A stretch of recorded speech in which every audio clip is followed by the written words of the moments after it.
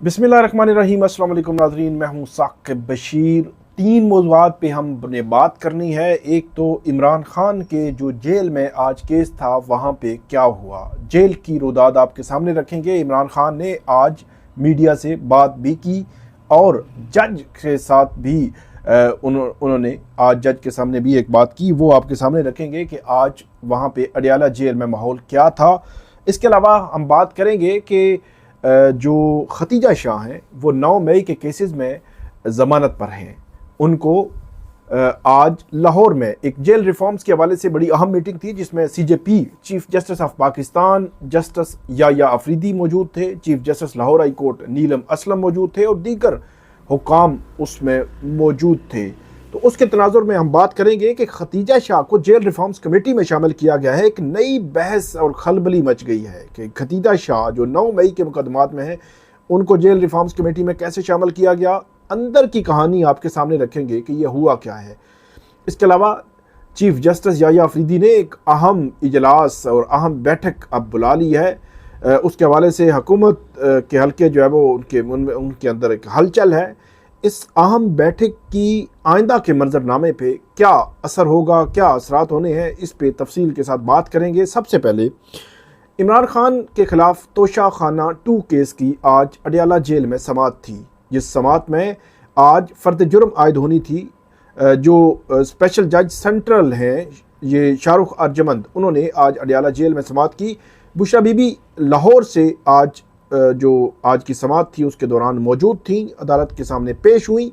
फर्द जुर्म आयद होनी थी लेकिन इमरान खान और बुशरा बीबी के वकला ने आज बरियत की दरख्वास्त दायर कर दी, जिसकी वजह से फर्द जुर्म वाला मामला लटक गया। ये तकरीबन 1 से सवा माह हो गया है। सितंबर के आखिरी दिनों की बात है। ये तब से जो फर्द जुर्म वाला मामला है ये लटक रहा है और अब की बार आखिरी पत्ता जो होता है कि आप एक्विटल की दरख्वास्त, बरियत की दरख्वास्त दायर कर दें। जब तक कि अब बरियत की दरख्वास्त उस पर फैसला नहीं होता तब तक इसमें फर्द जुर्म आयद नहीं हो सकती। तो इसलिए अब अदालत ने इस केस में 5 नवंबर के लिए नोटिस जारी किए हैं FIA को कि FIA इसमें जवाब दे कि बुशरा बीबी और इमरान खान ये कह रहे हैं कि उनके खिलाफ एक केस नहीं बनता और इस स्टेज पर उनको इस केस से बरी कर दिया जाए। तो इस पर FIA जो है वो जवाब दे। अब FIA ने इसमें जवाब देना है। आज की जो समाअत थी उस समाअत में नौरीन नियाज़ी जो इमरान खान की बहन है, आज से तकरीबन कल या परसों एक वीडियो में मैं गलती से नौरीन नियाज़ी उनके हवाले से ये बोल गया था अहलिया, तो उसके लिए माजरत। इमरान खान की बहन है नौरीन नियाज़ी जो उनकी हमशीरा हैं, वो आज कमरा अदालत में मौजूद थी। अलीमा खान और उज़मा खान मौजूद नहीं थी, बुशरा बीबी मौजूद थी, उनके वकला मौजूद थे जिन्होंने इमरान खान के हवाले से बात भी की। इमरान खान जो उन्होंने आज मीडिया को जो बताया वो ये कहा कि एक तो उन्होंने कहा कि हम जो मेरे साथ जेल में हुआ है, जिस तरह का सलूक किया गया है, इसके हवाले से हम सुप्रीम कोर्ट ऑफ पाकिस्तान में पिटीशन फाइल करेंगे और हम जस्टिस याया अफरीदी के सामने जा रहे हैं। जस्टिस काजी फाइज ईसा जा चुके हैं और अब हम पिटीशंस उधर को उनके सामने जाएंगे और उनको कहेंगे कि ये हमारी दरख्वास्तें सुनी जाएं। काजी फाइज ईसा से जान छूट गई है, ये समझते हैं कि मैं टूट जाऊंगा, डील नहीं करूंगा, ना टूटूंगा ना डील करूंगा। ये किसी गलत फहमी में है। और इसमें उन्होंने जो ये भी कहा कि जो इलेक्शन फ्रॉड है उसमें काजी फाइज ईसा ने इनको तहफ़्फ़ुज़ दिया। और आज की जो समाअत थी उसमें यह भी उन्होंने कहा कि चाइना के हवाले से इसहाक डार का बयान नालायकी है, चाइना से भी बात ये बिगाड़ रहे हैं, चाइना हमारा दोस्त है और उनके साथ ऐसा सलूक ये मतलब मुल्क के लिए ठीक नहीं है। आज इमरान खान रोस्टम पर भी गए और जो जज साहब हैं शाहरुख अर्जमंद साहब, उनको ये कहा कि इन्होंने मेरे अखबारात बंद किए हुए हैं, आप ऑर्डर करें कि अखबारात खोल दिए जाएं। आज से 3 रोज़ कबल जब इस्लामाबाद हाई कोर्ट में समाअत थी तो हाई कोर्ट ने ये पूछा था कि अखबार, तो जो जेल हुकाम थे उन्होंने कहा कि अखबार तो दे रहे हैं। इमरान खान कहते हैं अखबार नहीं मिल रहे, ये कहते हैं अखबार दे रहे हैं। ये एक अजीब सिचुएशन है। और इस्लामाबाद हाई कोर्ट के जस्टिस अरबाब मोहम्मद ताहिर ने यह हुक्म दिया था कि इमरान खान को अखबार फराहम की जाए। इमरान खान के जो बेटे हैं लंदन में उनसे उनकी मुलाकात करवाई जाए। तो अब देखना यह है कि क्या अब जो ऑर्डर हुआ है अदालती ऑर्डर पर अमल होगा इसके अलावा आज इमरान खान की जानिब से इस केस में जो तोशाखाना 2 केस है, इस केस में सलमान अकरम राजा, सलमान सफदर, खालिद यूसुफ चौधरी, उस्मान गिल, ज़हीर अब्बास चौधरी, जो उनके वकालतनामे इस केस में आज जो है वो जमा करवाए गए। और इस केस में जो वकालतनामे हैं, अब ये सारे वकला इस केस की पैरवी कर सकेंगे। उमूमी तौर पर जो वकील जाते हैं जेल में, उनको एंट्री के मसाइल होते हैं, तो इसलिए भी बाज़ वकला जो है उनके नाम इसमें शामिल कर दिए जाते हैं। मुख्तलिफ वकला के मुख्तलिफ केसेस में वकालतनामे इमरान खान की जानिब से जमा करवाए गए हैं ताकि वकील जो है उनको जेल की अदालत में आने में आसानी हो। एक तो ये केस था जिस केस की समाअत अब 5 नवंबर तक मुलतवी हुई है। इमरान खान ने तोशाखाना 2 केस में ही एक ज़मानत की दरख्वास्त दायर की है, जिस पर इस्लामाबाद हाई कोर्ट ने उनकी दरख्वास्त ज़मानत समाअत के लिए मुकर्रर कर दी है, जिस पर जस्टिस मियां गुल हसन औरंगज़ेब पीर को समाअत करेंगे और पीर को डिसाइड करेंगे कि इमरान खान को पीर को उस पर नोटिस होंगे और उसके बाद कोई तारीख पड़ेगी और उसके बाद पता चलेगा कि इमरान खान की इस केस में ज़मानत होनी है या नहीं होनी। इसी के साथ तोशाखाना 2 केस में बुशरा बीबी को ज़मानत हुई थी, जिसके बाद बुशरा बीबी रिहा हुई थी और ख़बरें आ रही थी डील या ढील या अंडरस्टैंडिंग की। लेकिन FIA की जानिब से एक नई जिहद सामने आई है कि FIA ने बुशरा बीबी की ज़मानत का मामला, जो ज़मानत इस्लामाबाद हाई कोर्ट ने दी है, उसको सुप्रीम कोर्ट ऑफ पाकिस्तान में चैलेंज कर दिया है। सुप्रीम कोर्ट में ये कहा है कि बुशरा बीबी की ज़मानत नहीं बनती, बुशरा बीबी की ज़मानत कैंसिल की जाए, बुशरा बीबी को जो है वो हम हिरासत में रखना चाहते हैं, ये FIA ने कहा है। आज सुप्रीम कोर्ट ऑफ पाकिस्तान में ये अहम दरख्वास्त दायर की गई। तो ये Toshakhana 2, Adiala jail, Islamabad high court और फिर सुप्रीम कोर्ट, तमाम अदालतों में तोशाखाना 2 केस के हवाले से क्या पेशरफ्त, क्या मामलात हैं, वो आपके सामने रखे कि ये चीज़ें किस तरफ जो है वो जा सकती हैं। आगे बढ़ते हैं। खतीजा शाह, जिनको 9 मई के मुकदमात में गिरफ्तार किया गया था, उनके हवाले से एक अहम खबर आई है। खबर ये है कि आज लाहौर में chief justice Yahya Afridi, chief justice Lahore high court Aliya Neelam और दीगर हुक्काम, जेल रिफॉर्म्स के हवाले से ये मीटिंग थी जिसमें दीगर हुक्काम भी मौजूद थे। और इस अहम और गैर मामूली मीटिंग की जो तस्वीर सामने आई है, उस तस्वीर में वाज़े तौर पर यह देखा जा सकता है कि उस तस्वीर में जो खतीजा शाह हैं वो भी मौजूद हैं और अहद चीमा वो भी मौजूद हैं। दोनों किस लिए मौजूद हैं? ज़राए हमारे ये बताते हैं कि सुप्रीम कोर्ट ऑफ पाकिस्तान की जानिब से बाकायदा तौर पर जो हुक्काम है, जब ये जेल रिफॉर्म्स के हवाले से कमेटी की मीटिंग थी तो बुलाया गया था इनको, और इस जो कमेटी की मीटिंग थी, इस कमेटी में बुलाया गया था।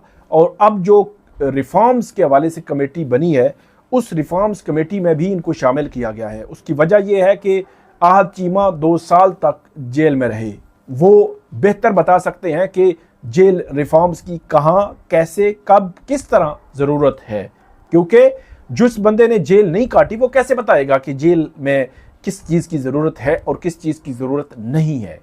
इसी तरह मेल साइड पे अहद चीमा और फीमेल साइड पे ये जो खतीजा शाह हैं, इनको इस कमेटी में शामिल किया गया है। और ज़राए हमारे वही बताते हैं कि अंदर की खबर यही है कि इनको बाकायदा तौर पर इस कमेटी के लिए बुलाया गया था और उसके बाद उस रिफॉर्म्स कमेटी में शामिल किया गया है। और रिफॉर्म्स के हवाले से अब खतीजा शाह बताएंगी कि ख़वातीन के साथ जेल में कैसा सलूक किया जाता है, क्या रिफॉर्म्स की ज़रूरत है, किन जो है वो एंगल्स पर इस पर काम करने की ज़रूरत है, और कौन सी चीज़ें ऐसी हैं जो जेल में नहीं होनी चाहिए।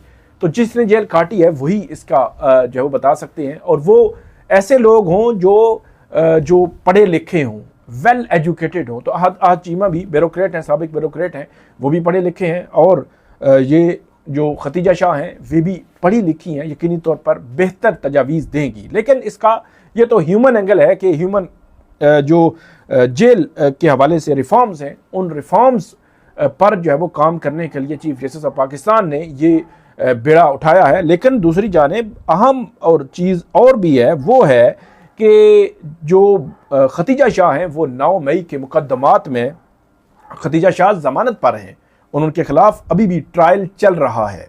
तो ट्रायल के दौरान खतीजा शाह का इस कमेटी में शामिल होना बहुत अहमियत का हामिल है। क्या इस पर कोई रद्द अमल आ सकता है? हुकूमती हल्के और वो लोग जो 9 मई के हवाले से एक डिफरेंट एंगल से देखते हैं, क्या उनकी तरफ से कोई रद्द अमल आ सकता है?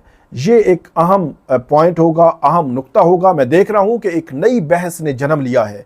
अब देखेंगे कि ये बहस कहां पर जाकर ख़त्म होती है, लेकिन एक क्रेडिट जस्टिस याया अफरीदी को जाता है कि उन्होंने बहुत बड़ा स्टेप लिया है। जेल रिफॉर्म्स के लिए यकीनी तौर पर वही लोग बेहतर और काबिल अमल तजावीज़ दे सकते हैं जिन्होंने अपनी आंखों से हर लम्हे को देखा और हर लम्हे को भुगता है, और उस पर वो बेहतर तजावीज़ दे सकते हैं। बहरहाल इस कमेटी में शामिल किया गया एक बहस है, देखेंगे कि आगे चलकर ये बहस कहाँ पे जाकर रुकती है और इस बहस का इख्तिताम कहाँ पे होता है। ये बताया गया अदालत को ये भी कि जो लॉ एंड जस्टिस कमीशन के जमा करदा अदाद व शुमार से मुल्क भर में गहरी तशवीशनाक सूरत हाल का पता चलता है। इसमें यह भी बताया गया है कि गुंजाइश से ज़्यादा कैदी जो है वो जेलों में रखे गए हैं। इस वक्त 66,625 कैदियों की गुंजाइश है जेलों में, और 1,08,643 कैदियों को जेलों में रखा गया है। इसमें पंजाब की सूरत हाल का अलग जायज़ा लिया गया है और दीगर सूबों की अलग जायज़ा लिया कि पंजाब के, क्योंकि इजलास पंजाब का था तो पंजाब की सूरत हाल फोकस थी। अब ये अगर बहस आगे बढ़ी तो आपको मज़ीद भी बताएंगे कि ये चीज़ें कहाँ पे जाकर रुकती हुई हमें नज़र आ रही हैं और कहाँ पे जाकर रुक सकती हैं। इसका तनाजुर सारा आपके सामने रखेंगे। आगे बढ़ते हैं। जो नई एक बड़ी बैठक होने जा रही है, चीफ जस्टिस याया अफरीदी ने 5 नवंबर के लिए एक अहम इजलास तलब किया है। एक बड़ी बैठक होनी है, यह है जुडिशल कमीशन ऑफ पाकिस्तान, सबसे पावरफुल कमीशन, जिसमें अगर हुकूमत वक़्त के नंबर पूरे ना हुए तो उनकी 26वीं आईनी तरमीम का कोई फ़ायदा नहीं होगा। अगर नंबर पूरे हुए तो फिर हुकूमत का देखना होगा कि वो क्या जुडिशरी के साथ खेलेगी या जुडिशरी के साथ मिलकर आगे चलेगी। हुकूमत की जानिब से 2 किस्म के इक़दाम 25 जज सुप्रीम कोर्ट के करने के हवाले से कायमा कमेटी से जो है वो मंजूरी हुई है बिल की, और इसके अलावा दूसरा प्रैक्टिस एंड प्रोसीजर जो ऑर्डिनेंस था उसको बिल की शक्ल में पेश किया गया है। तो अब देखना यह है कि हुकूमत जो इक़दाम कर रही है, क्या जुडिशरी से, क्या जस्टिस याया अफरीदी से मिलकर उसमें कोई रिजॉल्व करने की कोशिश करेंगे और उसको मामलात को आगे बढ़ाने की कोशिश करेंगे।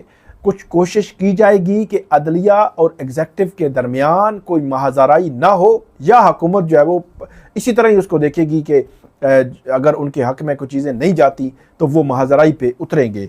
एक चीज़ तय है कि 3 साल के लिए ये चीफ जस्टिस हैं, इनके साथ बिगाड़ना हुकूमत के लिए किसी तौर पे भी आसान नहीं होगा।